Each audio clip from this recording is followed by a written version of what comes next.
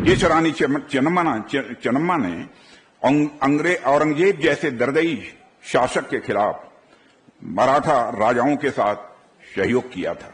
कुछ लोग हमारे देश में औरंगजेब को अपना आदर्श मानने लगे। यह विडंबना है कि कुछ लोग हमारे देश में औरंगजेब को अपना आदर्श मानने लगे। औरंगजेब ने भारत की जनता को मजहब के आधार पर न केवल बांटा, बल्कि बहुत सारे दूसरे मजहब वालों पर जुल्म भी ढाने का काम किया था। वैदिक युग में भी नारियों का भारत में बहुत ही महत्वपूर्ण स्थान रहा है। आप लोगों में से नाम सुना होगा गार्गी, यपाला, मैत्री जैसी यह विदुषियां यह भारत की धरती पर और भारत की माताओं के कोख से ही पैदा हुई थी।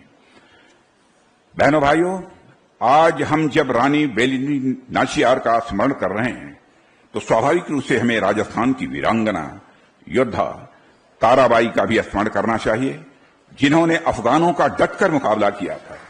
हमें वीरांगना पन्नाधाई को याद करना चाहिए, जिन्होंने महाराणा उदय सिंह की जिंदगी बचाने का काम किया था। ओडिशा में भौमकारा राजवंश ने 8वीं और 10वीं शताब्दी के बीच करीब 200 साल तक शासन किया था।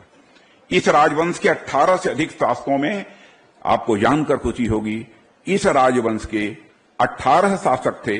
18 शासकों में 6 महिलाएं थीं। इस डायनेस्टी की पहली महिला रानी त्रिभुवन महादेवी थी। वह एक बहादुर महिला होने के साथ साथ एक कुशल शासक और प्रशासक भी थी। वारंगल की रानी रुद्रमा देवी के बारे में भी जो कुछ भी हम जानते हैं उसे पढ़कर सचमुच हमें हमारे अंदर एक सेंस ऑफ प्राइड, एक गौरव की अनुभूति स्वाभाविक रूप से होती है। मेरे बहनों भाइयों, आप रानी चन्नम्मा की बहादुरी को नहीं भूल सकते। जिस रानी चन्नम्मा ने औरंगजेब जैसे दर्दई शासक के खिलाफ मराठा राजाओं के साथ सहयोग किया था। कुछ लोग हमारे देश में औरंगजेब को अपना आदर्श मानने लगे। यह विडंबना है कि कुछ लोग हमारे देश में औरंगजेब को अपना आदर्श मानने लगे। औरंगजेब ने भारत की जनता को मजहब के आधार पर न केवल बांटा, बल्कि बहुत सारे दूसरे मजहब वालों पर जुल्म भी ढाने का काम किया था।